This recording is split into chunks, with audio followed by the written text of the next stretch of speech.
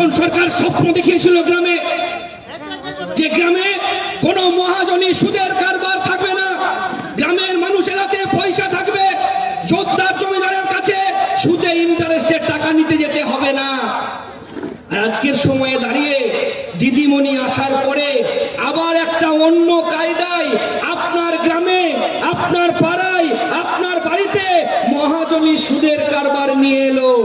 আমার মাদেরকে, বোনদেরকে বন্ধন ব্যাংকের টাকা নেবার জন্য নয়, আসার টাকা নেবার জন্য সোমবার, মঙ্গলবার, বুধবার কিস্তির একটা খাতা নিয়ে বসে থাকতে হয়।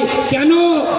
কারণ বাড়িতে অভাব, ছেলের ওষুধ কিনতে হবে, বাড়িতে অসুস্থ মেয়ের বিয়ে দিতে হবে, পরিযায়ী শ্রমিক হিসাবে আপনার ছেলে অন্য রাজ্যে কাজ করতে গিয়েছে, আর যখন দেখছে লোনের টাকা শোধ করতে পারছে না, তখন পালিয়ে পালিয়ে বেড়াচ্ছে। বামফ্রন্ট পেয়েছিল পশ্চিম বাংলায় গ্রামীণ অর্থনীতি উন্নতি করতে। দিদিমণি আসার পরে আবার হাতে মালুই ধরিয়ে দিল বাংলার মা বোনেদের হাতে।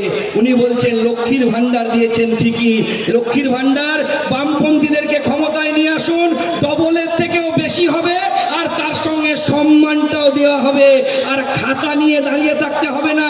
আমার মা বোনেরা যখন সোমবার মঙ্গলবারের টাকা শোধ করতে পারে না, তখন ওই মাইক্রো ফিন্যান্স কোম্পানিগুলো যারা 27%, 28% হারে টাকা তোলে, তারা এসে কি বলে, ঠিক আছে তোমাকে টাকা দিতে হবে না, মাইক্রো ফিন্যান্সের একটা কাজ করো, তোমার স্বামীর বা তোমার ছেলের একটা ডেথ সার্টিফিকেট এনে দাও।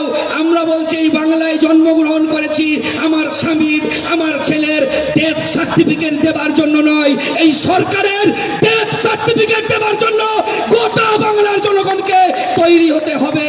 আর ডেথ সার্টিফিকেট লিখতে হবে ছোটে ঘেরা, যেদিন ভোট দিতে যাবেন সেখানে আপনাকে বিচার করতে হবে।